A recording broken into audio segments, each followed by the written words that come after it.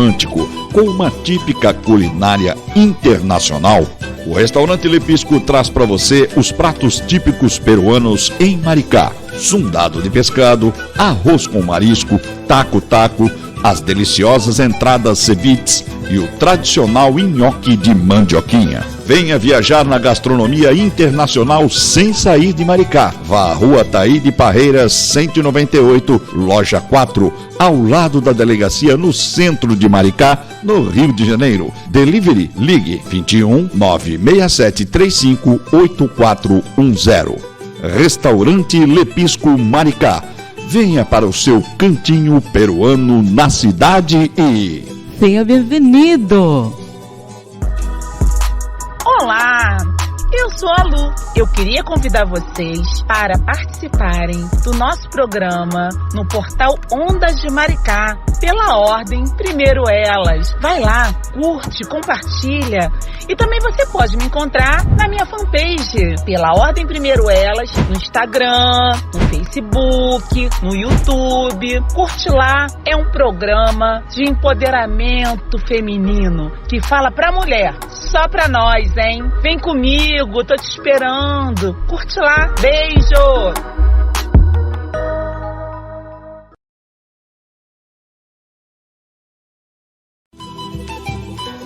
Já pensou em causar aquela boa impressão no almoço de negócios ou jantar romântico com uma típica culinária internacional? O restaurante Lepisco traz para você os pratos típicos peruanos em Maricá: sundado de pescado, arroz com marisco, taco-taco, as deliciosas entradas ceviches e o tradicional nhoque de mandioquinha. Venha viajar na gastronomia internacional sem sair de Maricá. Vá à Rua Taíde Parreiras 198, loja 4, ao lado da delegacia, no centro de Maricá, no Rio de Janeiro. Delivery, ligue 21 967 35 8410. Restaurante Lepisco Maricá. Venha para o seu cantinho peruano na cidade e... Seja bem-vindo!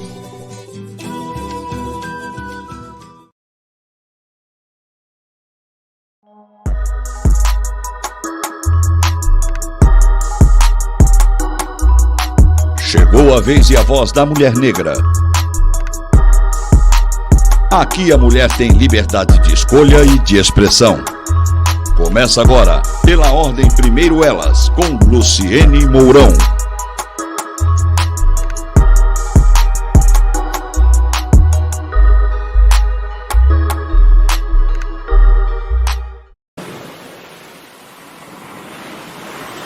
Ondas de Maricá, com você em todo lugar.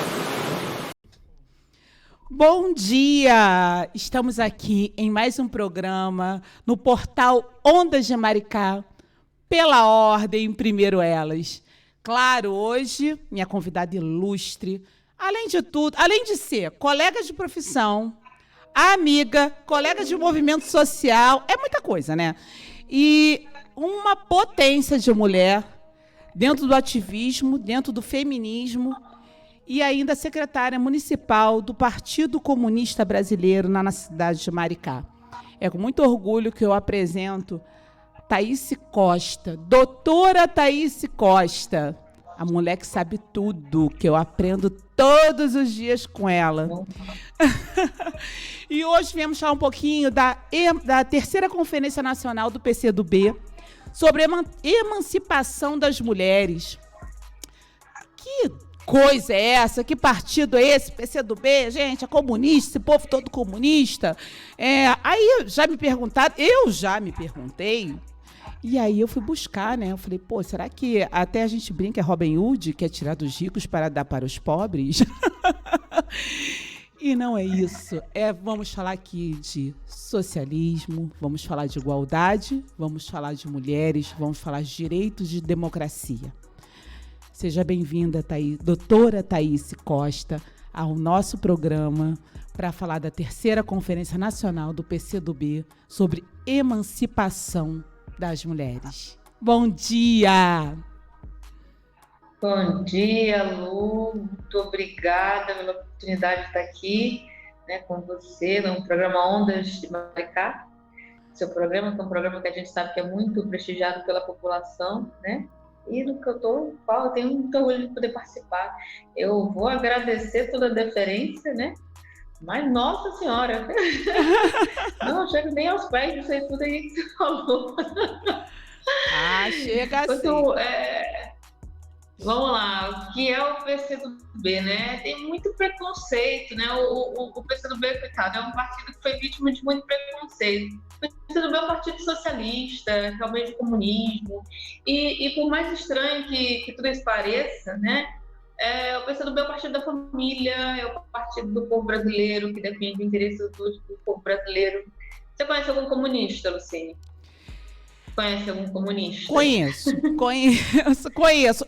Na verdade, eu sou muito sincera. Aqui todo mundo já sabe que no meu programa é tudo muito espontâneo, é bate-papo. Eu tinha um certo... não é preconceito a palavra, não. Eu ficava um pouco assustada. Quando você falava, comunista, parece algo muito sério, algo muito forte, algo até teria até uma conjuntura negativa quando você pesado, falava em conjuntura. Né? Então, parece que soa pesado. Então, mas isso tudo foi criado com um propósito, né? Foi pensado com um propósito, né? O comunismo, em verdade, assim como o capitalismo, é um modo de produção, é um modelo de produção, não é uma ideologia simples e pura que pode conviver. Na verdade, assim, o comunismo, o capitalismo, são formas de distribuição, de como a riqueza de um povo vai ser distribuída, né? Então, assim, eu não vou me arvorar, eu não sou professora de história, eu nem me ouso esse direito, mas assim, se a gente parar para pensar, para traçar uma linha no tempo, né? Você for buscar, assim, uma linha no tempo, a gente vai ver que a evolução da história, você tem vários modos de produção, né? E o comunismo é o que a gente chama de estágio mais avançado. Então, a história nos ensina o seguinte, que o primeiro modelo foi o modelo primitivo, né? Depois do modelo primitivo, vem o modelo asiático, lá no período do Egito, do Pérsia, período do Faraó, lembra? Uhum. Aí depois, em seguida, vem o modelo escravista, da época da Grécia, da Roma. E é interessante observar que, assim, quando a gente fala do período escravista, eu não estou falando de escravo negro, eu estou falando de escravo na qualidade de ser humano como objeto. E aí, se a gente quiser identificar isso, assim, lembra aquele filme O Gladiador? Lembro. Né? O Russell Crowe, ele virou escravo, a vida dele não tinha valor, ele foi descrito como uma mercadoria e ele era um ser humano, né? No período da Grécia. Então não era o fato dele ser negro porque ele não era negro. Então, o período escravista nasce nessa época. Logo depois, aí a sociedade evolui, aí você tem o período feudal, né? A sociedade estamentária, assim, a classe, a aristocracia, a nobreza, o povo, período de rei, de rainha, né? Todos os filmes da Disney, as princesas, todo mundo quer ser princesa, né? Aí se a gente para pensar assim, se eu tivesse naquele período feudal, eu estaria aonde? Né? Eu faria parte da nobreza, eu faria parte do povo. Então é aquela coisa da gente entender a questão da luta de classe. E aí a sociedade vai evoluindo, né? Vai se desenvolvendo, vem a máquina a vapor, vem a primeira revolução industrial, a Revolução Francesa, e o capitalismo se consolida como um modelo de produção, né? E aí o sistema capitalista, o modo capitalista de produzir é o que a gente tem até hoje, né? E lá nos anos de 1800, dois alemães, avaliando assim o modo de produção industrial, vendo a miséria que a população passava, os trabalhadores passavam, né? Eles observaram o seguinte: gente, isso aqui está muito ruim, essa galera está passando muita dificuldade, mulher trabalhando, criança trabalhando, a galera morrendo, não tem condição nenhuma de trabalho, entendeu? É muita miséria, não tem um salário fixo, assim, você trabalha o dia inteiro para ganhar, não dá para comprar um pão. Então, tá muito ruim isso aí. E aí, Karl Marx, e Friedrich Engels escreveram o Manifesto Comunista, né? E depois eles escreveram O Capital. Então, esses dois livros são os dois livros mais conhecidos, existem outros, que tratam, né, da questão do comunismo, né? Então, o que é o comunismo? O comunismo é o modo mais evoluído de produção da sociedade. Seria, onde eu poderia dizer de dividir a riqueza. Poderia dizer dividir a riqueza entre todos de maneira igualitária, para que todos tivessem as mesmas oportunidades. Eu poderia dizer que o comunismo luta por isso, ou eu estou falando uma grande besteira? Tá me ouvindo? Não, você não está falando besteira. Assim, o comunismo, ele almeja que todos tenham as mesmas oportunidades. Isso não quer dizer que todo mundo vai ganhar o mesmo salário, mas que todo mundo tenha a oportunidade de chegar aonde quer. Então, por exemplo, se eu quiser ser cozinheira, o Estado vai me dar condições de eu ser cozinheira. Se eu quiser ser dona de casa, o Estado vai me dar condições de ter uma renda para ser dona de casa. Se eu quiser ser design de moda, o Estado vai me dar condições. E o que são essas condições? Educação, entendeu? Uma escola voltada para aquilo, estrutura de transporte, entendeu? Então seria tudo seria tudo uma responsabilidade, traria essa responsabilidade para o Estado. Para o Estado. Isso é o comunismo. Na pessoa privada. Isso é o comunismo, trazendo essa responsabilidade para o Estado, não para a pessoa privada. Não, então, isso não é o comunismo, isso é o socialismo. Por quê? Porque o comunismo é a inexistência do Estado. É a evolução de uma sociedade tão grande, onde as pessoas têm tanta consciência do que é certo e do que é errado, que o Estado não se faz mais necessário. E isso precisa de um nível de evolução da sociedade tão grande que hoje você não tem no mundo um modelo de comunista. Então, quando as pessoas falam a China é comunista, a gente fala, não é. A China é socialista. Socialista. Entendeu? Você aprendi, hein? Isso eu aprendi com você. O que é o socialismo? O Marx nos ensina que o socialismo é o caminho de transição entre o capitalismo e o comunismo. Correto. Entendeu? Para mim chegar no comunismo, eu preciso passar pelo capitalismo, pelo socialismo. Bacana. Entendeu? Vamos lá. No seu entendimento como secretária municipal do PCdoB aqui em Maricá, qual a importância da realização de uma conferência nacional voltada para mulheres que ainda nesse século busca tão somente igualdade de direitos? As mulheres conseguiram conquistar, estão muito longe disso. É importante falar do assunto. Fala um pouco para a gente dessa conferência. É importante falar do assunto. Lu, eu vou voltar, porque assim, a gente não tem como falar de política sem falar de história.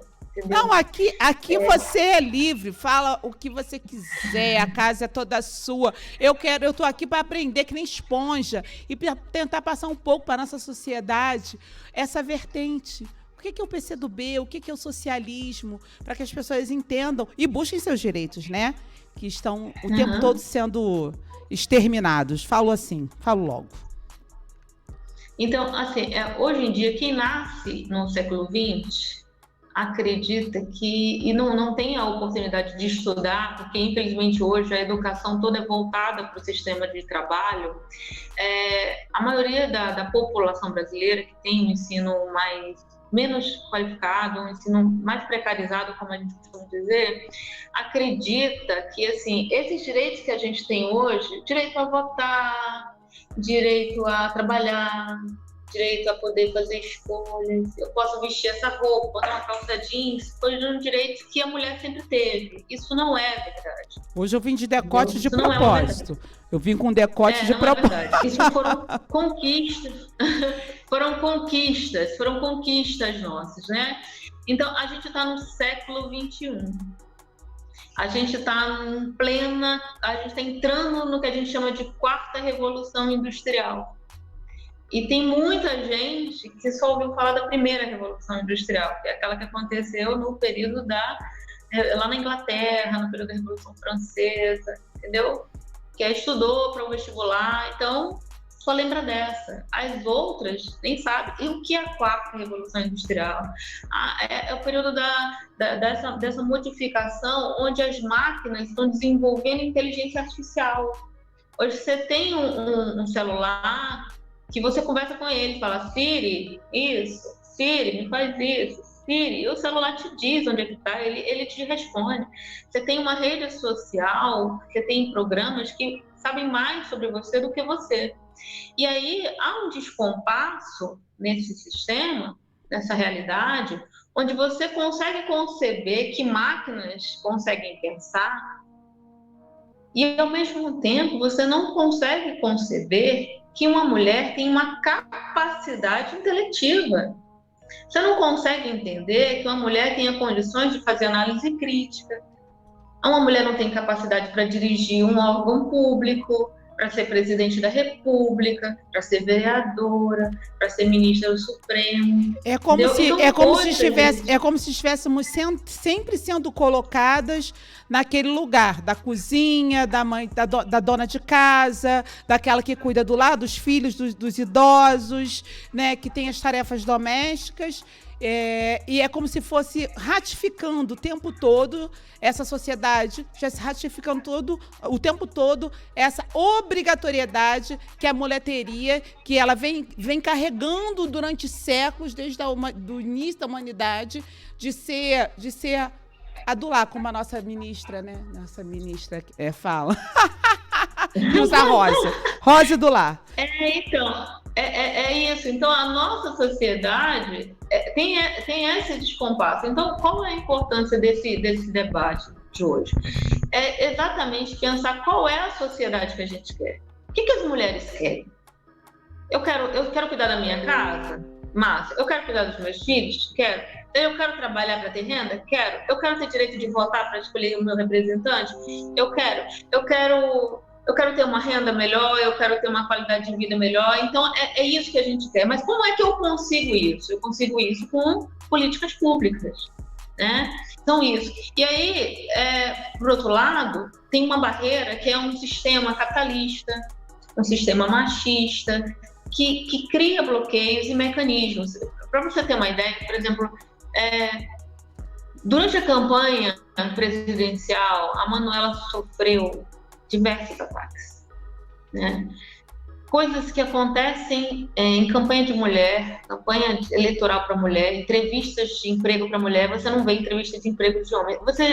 Quando uma mulher vai ser entrevistada, as perguntas se centram na capacidade, a formação, se ela é casada, porque se ela for casada pode ser que o marido se incomode ela está trabalhando depois do horário de expediente. Ninguém se preocupa se a mulher, com o marido, se ele vai estar trabalhando depois do expediente, né? Nenhum empregador olha para o cara e faz assim.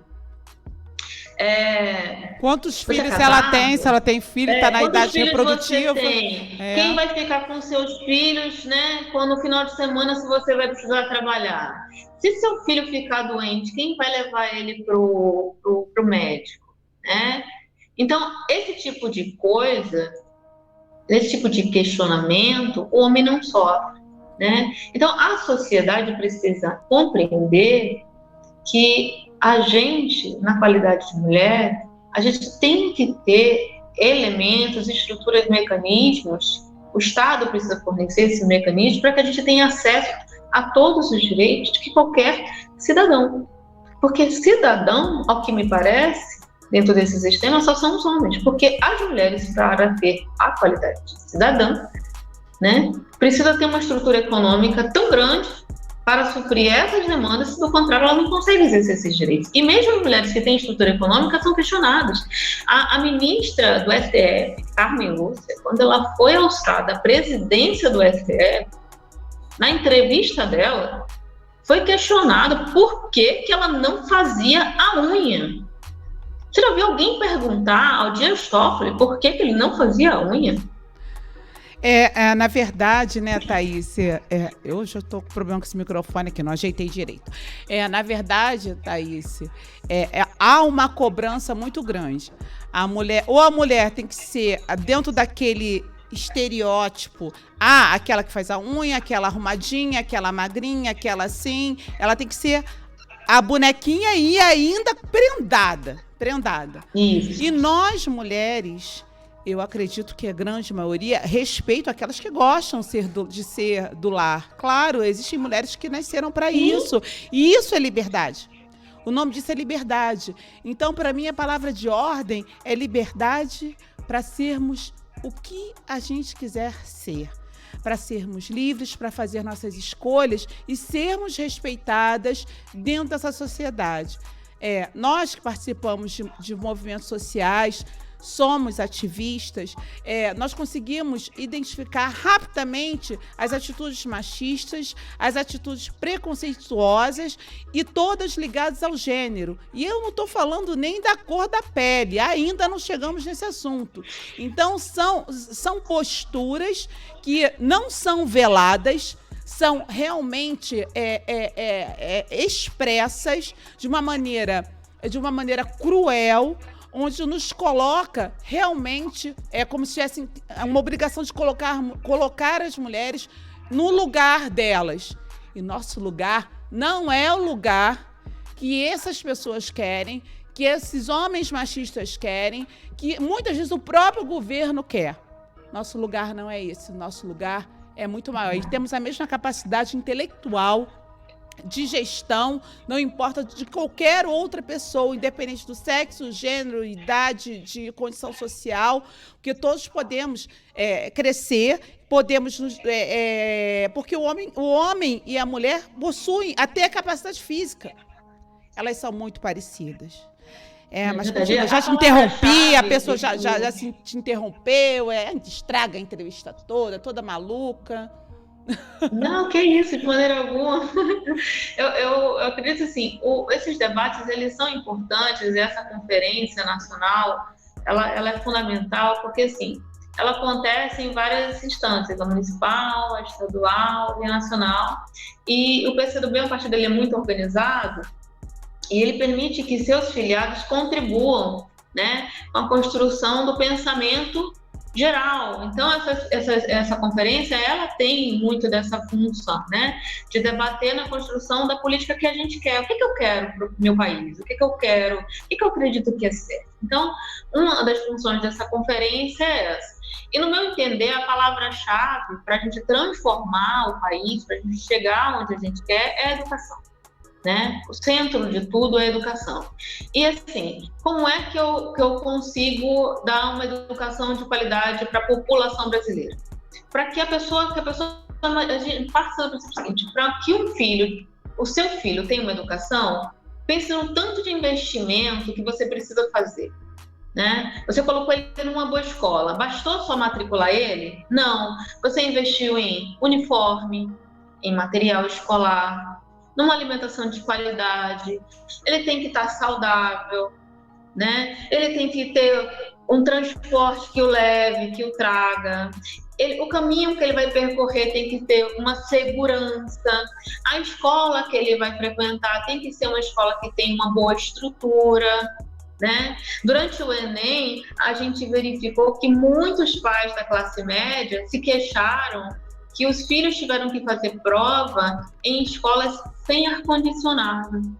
Então, você imagine, se aquela criança se sentiu mal frequentando aula, fazendo uma prova, durante um único dia, numa sala de aula, sem ar-condicionado, imagine as crianças que passam todo o ano letivo assistindo aula numa escola do Rio de Janeiro, que só quem mora aqui sabe, o calor senegalês, porque esse aqui, e aí nem vou falar calor senegalês, o calor carioca, isso aqui, entendeu? Sabe como é penoso estudar, derretendo, suando, pensar debaixo dessa estrutura. Não, né? eu lembro que na época da escola, tinha escola pública, e eu ia num ônibus lotado, né? Lotado, não tinha transporte público escolar gratuito, né? Então o motorista deixava a gente entrar pela frente. Era uma tática, porque a gente já economizava. E aquele ônibus lotado, eu sentava lá na frente. aquele capu, ficava aquela bande de meninas ali na frente, porque se a gente ficasse lá atrás, a gente era bulinada, era bulinada com aquelas sainhas de colégio, ainda tinha isso. Sofria esse tipo de situação, aí chegava toda suada, horrorosa na escola, e acho que nem ventilador na minha escola tinha, vou ser bem sincera. Ventilador só tinha ar-condicionado na biblioteca. Era o único lugar que tinha ar-condicionado. Então, realmente... E acesso a livro? Você tinha que pegar o livro do colega, do ano anterior, aí todo mundo pedia para não rabiscar o livro, para poder receber essa doação do livro e você poder estudar, que os livros eram caríssimos. Quer dizer, era escola pública, mas a gente tinha que comprar o livro, tinha que comprar o uniforme, tinha que comprar tudo, não tinha o transporte público gratuito, e quantas vezes eu tinha que me alimentar era um lanche que eu levava de casa, porque se eu não levasse algo de casa, eu ficaria com fome o dia todo. Meus pais não tinham condições de pagar isso. É isso. Né? Então, é toda essa estrutura que precisa o Estado pensar e construir, fornecer para que a população tenha uma educação de qualidade. E a gente nem mencionou os professores, né? Que são o centro, cara. Você já imaginou o professor que não tem uma boa remuneração? Que ânimo essa pessoa tem? Aí você, para virar professor, você investe tanto e você gasta, você passa horas do seu dia estudando. Quem vai dar aula?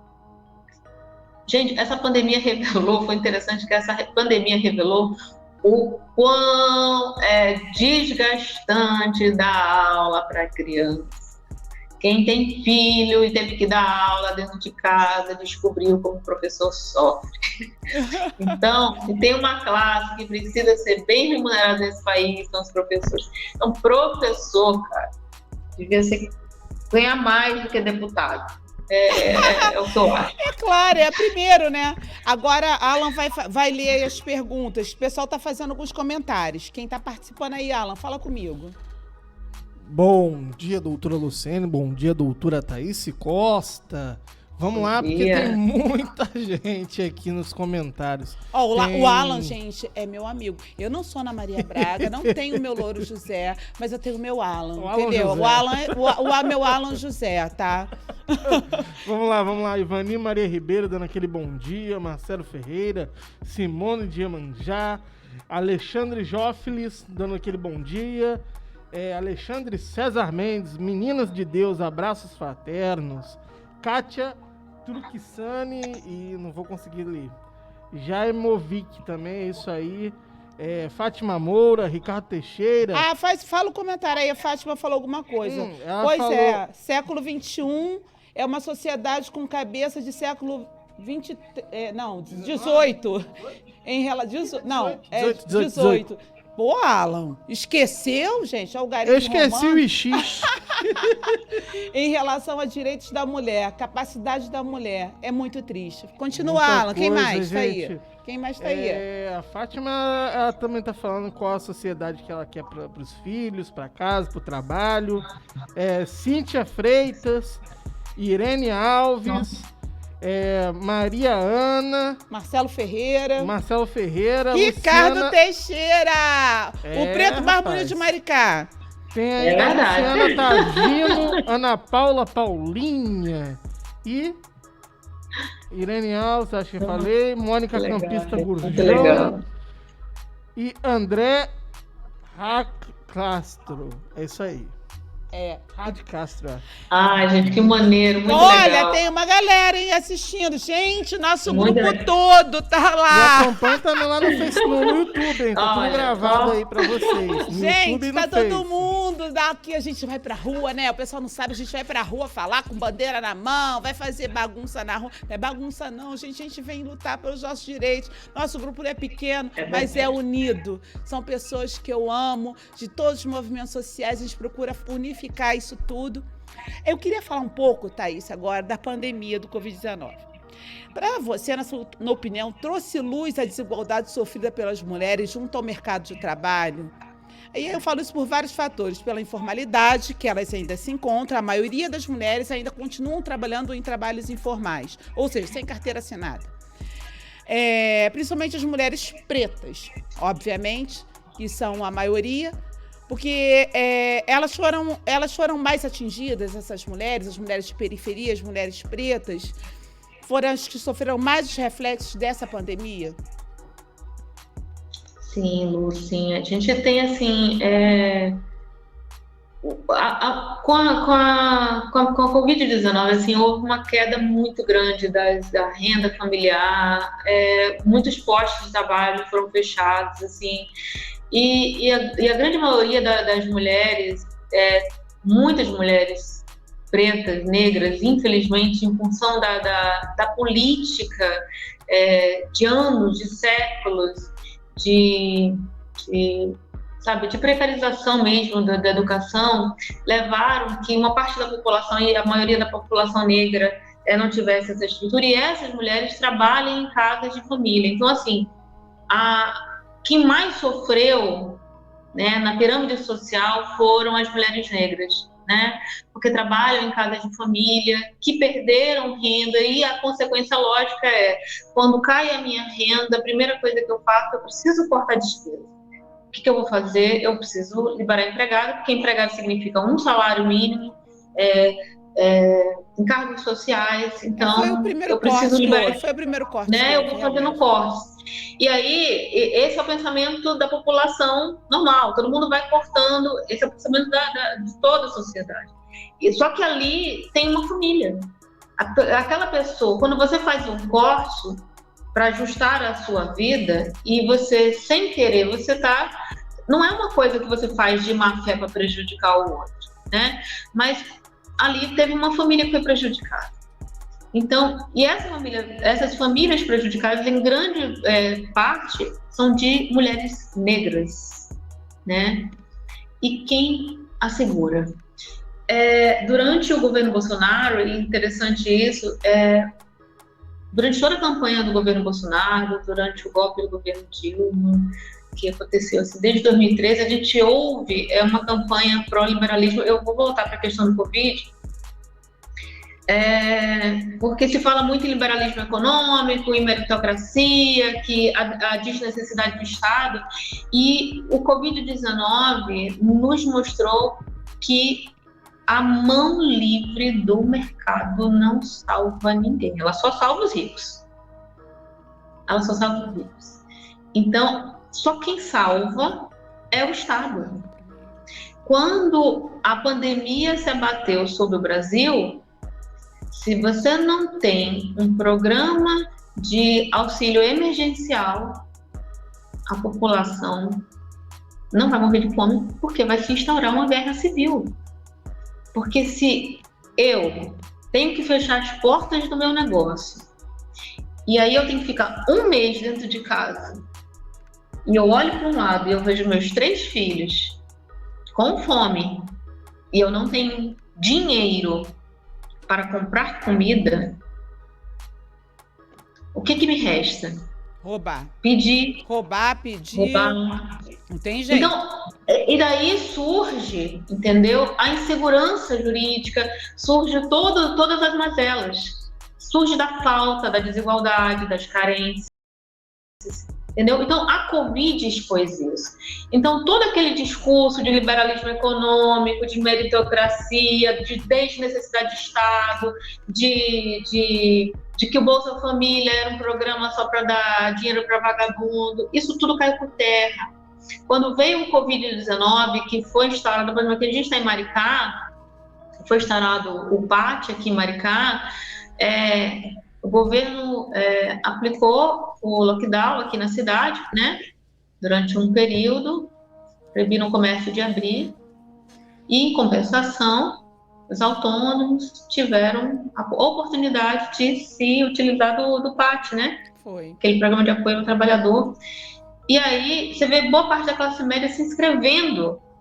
Ou seja, quando era o Bolsa Família que favorecia o pobre, aquilo era dinheiro Aquilo era um absurdo. Dinheiro jogado fora, o pobre é preguiçoso, não quer trabalhar. Tá então, mas quando o dinheiro vai para a classe média, é porque eu não posso ficar sem pagar minhas contas. Mas será que o pobre pode ficar sem pagar as contas? Vocês estão entendendo? Então, assim, é preciso entender que a classe média está muito mais próxima da população pobre do que dos ricos. É preciso entender quem são os ricos. Quando a gente fala assim, gente, os ricos, a elite, quem são os ricos, né? E há uma confusão aqui, porque o fato do cara ter um carro, ter uma casa, o cara tem um salário de 30 mil reais, um salário de 30 mil reais, esse cara não é rico. Porque se ele tem um salário, é porque ele tem um emprego. Se ele tem um emprego, é porque ele é funcionário de alguém. Na hora que ele perder esse emprego, ele vai querer ter garantias. Ele vai querer ter assegurado alguns direitos.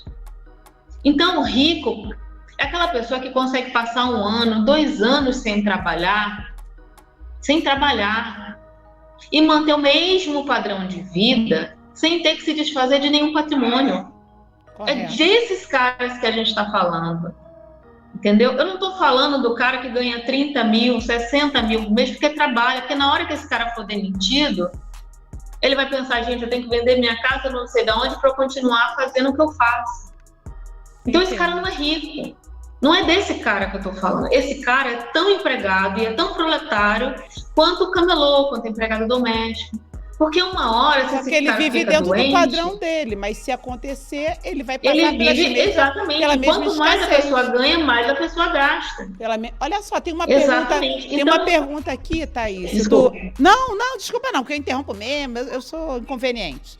Tem uma pergunta aqui do Renê. Fala aí, Alan. O que Renê tá perguntando? Renê, essa aqui é Renê, né? Renê Lazari. Presidente do Condef de Maricá. Lazari. Então, ele deu aquele bom dia, doutora Luciene. Bom dia, doutora. Não tô ouvindo. Oi? Tá ouvindo agora? Agora tô.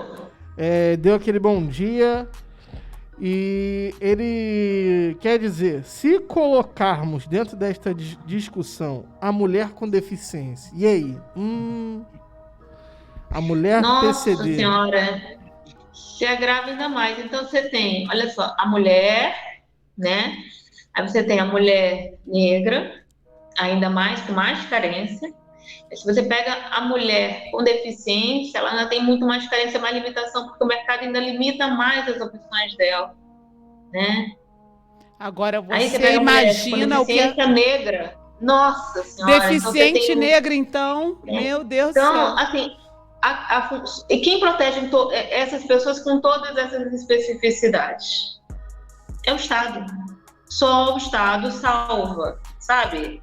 É Jesus e o Estado, verdade. Sabe? É Deus e o Estado. É isso, gente. Se a gente não compreender isso, que compete ao Estado fazer defesa, porque você não vai querer tirar do seu bolso para fazer a defesa desse povo. Então, quem tem que fazer a defesa desse povo é o Estado. Não adianta querer fazer caridade.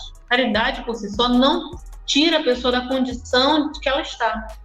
Quem tira a condição dessa pessoa de estar são políticas públicas que possibilitam essa pessoa ter independência. Ninguém que tenha consciência de quem tenha dignidade, porque as pessoas são massacradas, elas são levadas a acreditar que elas não têm condições, que elas não têm competência, elas são subjugadas, então elas acreditam, eu nunca vou conseguir, então se eu pedir dinheiro e me der para comer hoje, tudo certo. Não é ninguém que tenha consciência, que tenha amor próprio, que foi levado isso, consegue achar natural viver de esmola. Ninguém quer, né? Não consegue. Ninguém você quer ter autonomia, você quer sair, você quer decidir para onde você quer ir, o que você quer decidir, se autodeterminar. Entendeu? É verdade. É isso. E todas essas questões, assim, durante o Covid, meu marido, por exemplo, pegou Covid. O custo dos medicamentos, sabe? Eu não tenho um medicamento específico. Mas você tem um medicamento para combater o risco de pneumonia. Caríssimo. Quem pode pagar?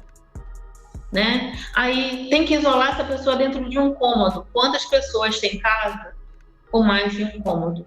Porque para a classe média é fácil. E para a população mais carente, que é a grande maioria da população, né? E aí você tem que aumentar a quantidade de material de limpeza.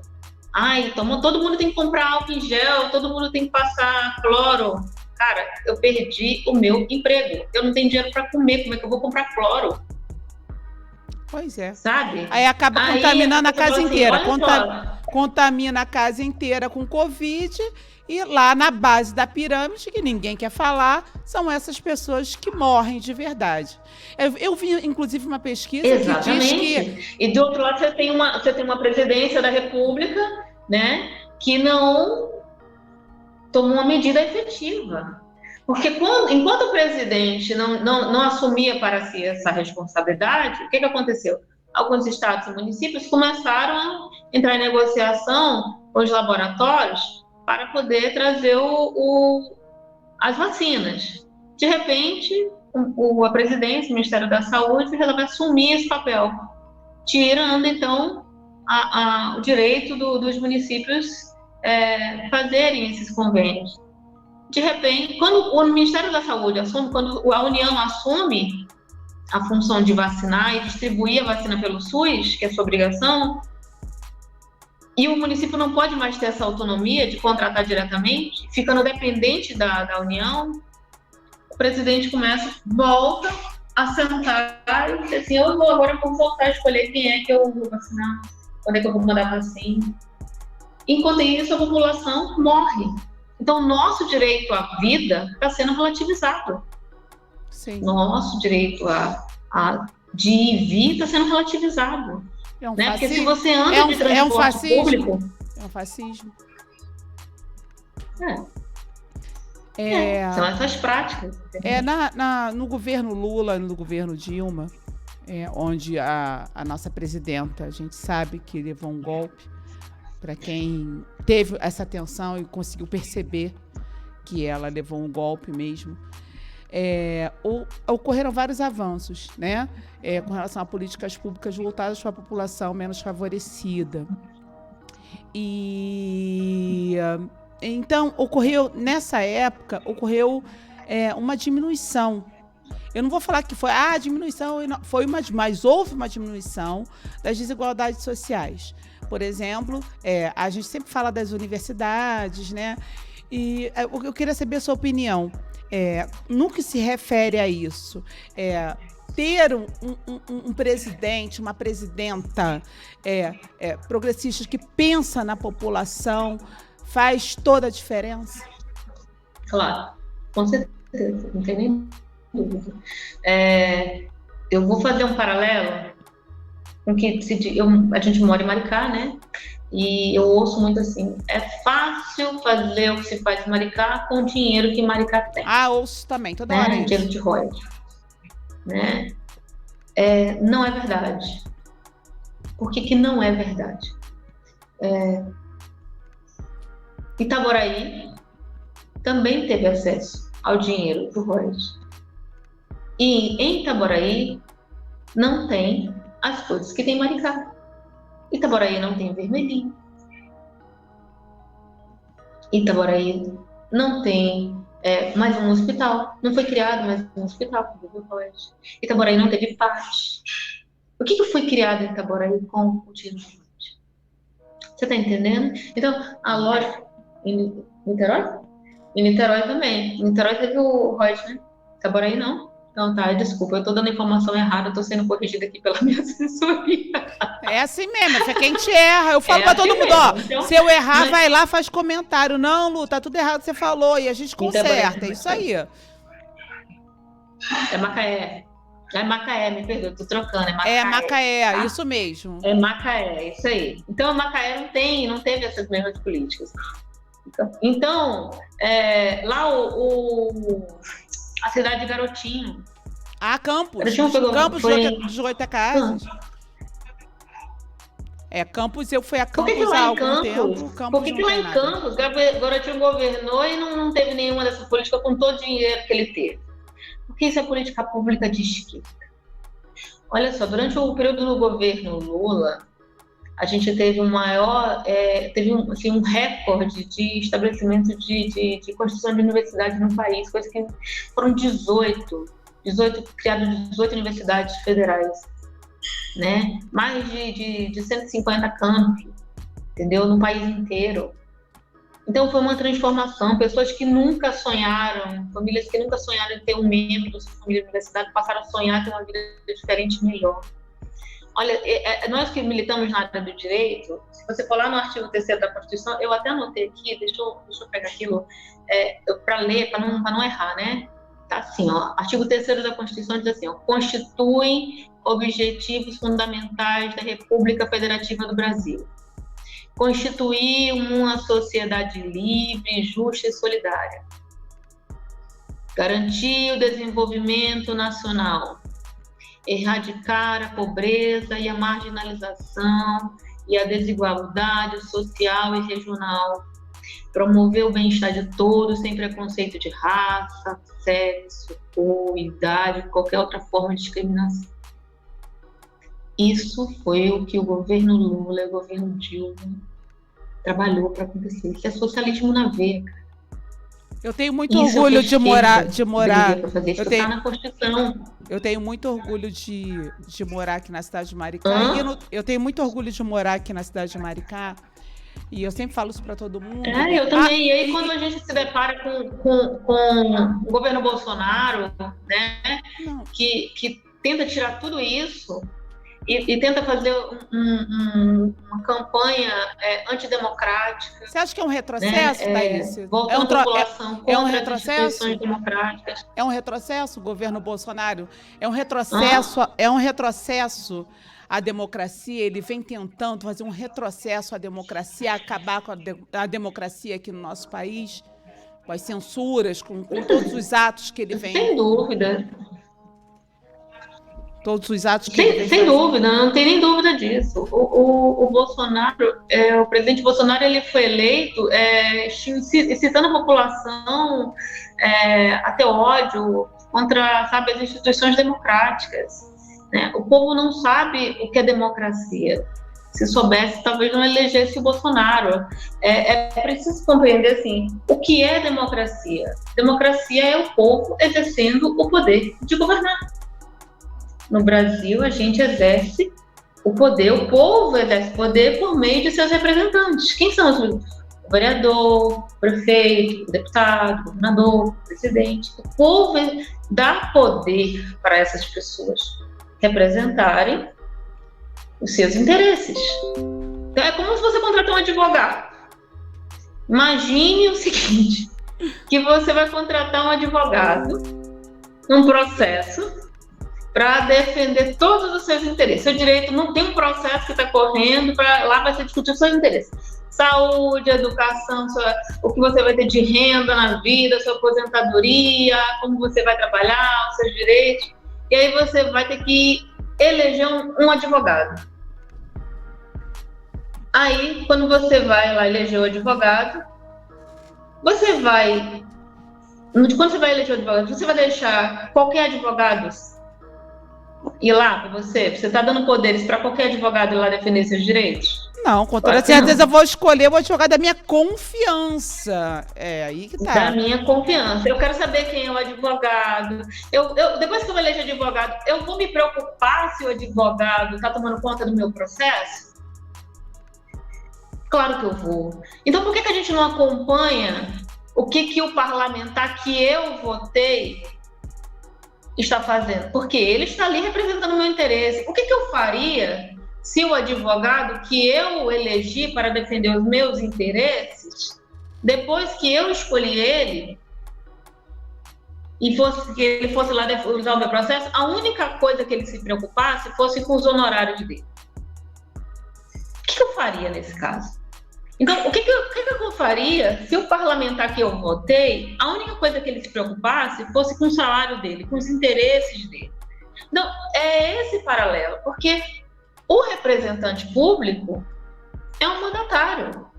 Só que a população não consegue entender isso. Por quê? Porque a ela não é dada instrução suficiente sequer para fazer esse paralelo, para entender que o poder é meu. O poder é meu. Então, quando eu voto nulo, quando eu voto em branco, quando eu voto assim, eu vou votar num palhaço porque eu estou protestando, é como eu escolher um advogado palhaço para defender um direito muito importante meu. É verdade. Você está entendendo? Thaís, o nosso programa está quase no fim. Eu falei para você que ia ser tão rápido, viu? Eu queria que você fizesse... a gente falou do...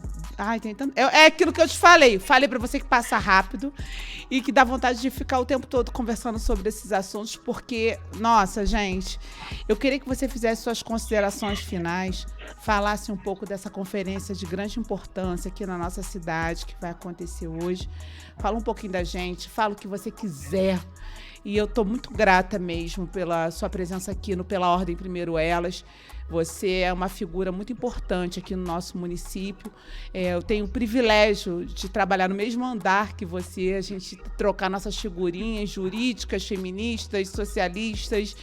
E eu queria mandar um abraço, que a Mari está aqui. Mari está assistindo, nossa querida Mariana está assistindo. Beijo para a Mari.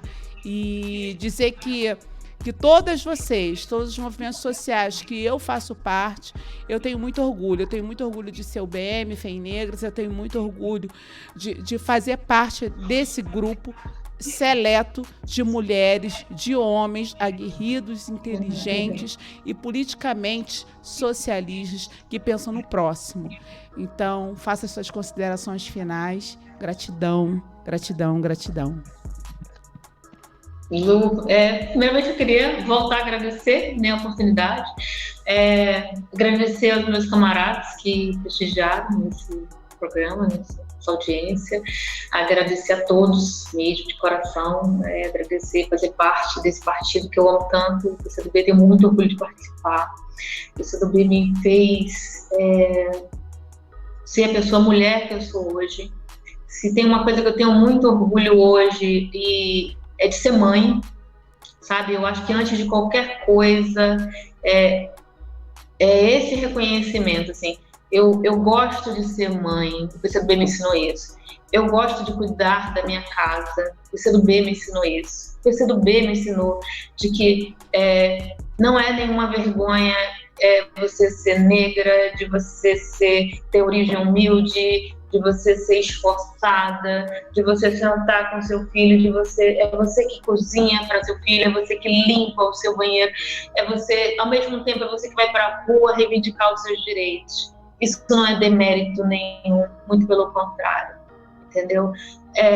Então, o PCdoB é um partido que te ensina a pensar, ele liberta a sua mente. Então, eu tenho muito orgulho do PCdoB. Quem me conhece sabe. Eu acho que o PCdoB, assim, é um partido da família, porque ele defende a família sobre todas as suas formas. Não importa se é família monoparental, se é família das pessoas do mesmo gênero. Ele te acolhe. Ele aceita você do jeito que você é, ele te respeita, ele te defende. E isso, para mim, é família, entendeu? E ele te apoia. Então, eu sou apaixonada, eu sou suspeita para falar do PCdoB. Você sabe. Todo mundo que chega perto, eu acho que tem até medo de ir lá na reunião, com medo de sair lá afiliado. Então, assim, eu acho que a maternidade e o PCdoB foram, para mim, as duas grandes escolas, né? O PCdoB me ensinou a fazer análise de tudo que eu vivo de forma política, né? Cozinhar não é... Quando eu falo de brincar, assim, eu brinco, assim, eu faço muito comparação na maternidade, que, assim, os meus filhos são meu laboratório, né? Quando você exerce a maternidade com amor, porque a maioria da população é ensinada assim, não pode, não faça, não é ensinada com amor. Então, o povo não é dado a oportunidade de ter acesso às coisas com carinho. Quem não tem dinheiro para pagar, pena muito. Então, se a gente entender, nós mulheres entender que a regra é o amor, a regra é a solidariedade, aquilo que eu quero para a minha família, aquilo que eu quero para os meus filhos, eu preciso que o Estado compreenda e ajude a construir, sabe? Eu vou ter uma sociedade mais igualitária, menos competitiva, uma sociedade que ajude a ser o que a gente fala tanto do primeiro mundo. Por que o primeiro mundo é melhor? Porque eles lutaram, eles se juntaram para construir algo para todos, e hoje todo mundo pode desfrutar. Então, por isso, mulheres univos, trabalhadores univos, quem quiser vir para o PCdoB, bem-vindo. hoje, eu quero mandar um conferência- beijo, um abraço pro Alan. Eu quero mandar um beijo, um abraço pro Alan, pelo trabalho que ele desenvolve. E maridão, né? Beijo, Alan. Beijo pra você. Thaís, muito obrigada pela participação aqui no Pela Ordem Primeiro Elas. Você sabe que o Instituto ele é parceiro da UBM, é parceiro de todos os outros movimentos. Eu vou estar sempre aqui. Eu tenho, assim, hoje foi um dia muito especial para mim. Eu vou logo avisando, hein? Vocês estão assistindo aí a Thaís? Eu tô de olho, tá? Que ela vai tirar meu lugar aqui no Pela Ordem desse jeito. Deus porque me livre. é tanta Nossa visualização. Olha, minha prima tá assistindo, Kátia Ferreira, Renata. Eu gosto de falar o nome de todo mundo, depois o pessoal fica com ciúme. Não pode. A Simone, minha querida Iemanjá, Elza Ribeiro, ainda tá aqui, Heloísa Helena. Eu esqueci de te agradecer pessoalmente. Olha, você é uma das, assim, das maiores incentivadoras. Se tem uma pessoa assim, que incentiva a mulher nesse município, é você. Assim, que tem muito orgulho de ser sua amiga, que assim, não é... Você sabe que na demagogia a gente... Não, nós construiu nossa amizade. Né? Então, assim, não vou no programa de ninguém, você sabe disso. Eu sei. E tô aqui porque, assim, que eu sou muito grata a você, assim, pela oportunidade, e adoro você demais, gosto demais e agradeço demais a oportunidade que você está proporcionando, não só a mim, mas ao meu partido. E você compreende o momento que a gente está vivendo, que é um momento político muito delicado, né? E da importância de tudo que a gente faz, né? Enquanto militante de esquerda. Né? Meu amor, acho que olha, agora eu vou ter que despedir mesmo. 10 em ponto. Frank Costa tá entrando aí com Priscila Mota para falar. Parabéns, doutora Priscila. Parabéns, doutora Priscila. Meu querido amigo Deputado, vereador Frank Costa, para falar um pouquinho de uma legislação muito importante que cuida da mulher, né? A mulher em estado de violência. Queria mandar um beijo para todo mundo, para toda a nossa galera, para nossa turma. Mas estamos juntos de novo. Se Deus quiser. Gente, sempre, mulheres somos livres, somos lindas, não deixe que ninguém destrua essa nossa autoestima, nós temos capacidade para tudo e não esqueçam, pela ordem, primeiro elas. Beijo! Bom dia, até semana que vem!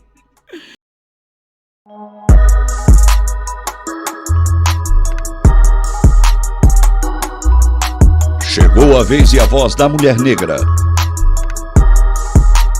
Aqui a mulher tem liberdade de escolha e de expressão. Acabamos de apresentar no portal Ondas de Maricá o programa Pela Ordem Primeiro Elas, com a doutora Luciene Mourão.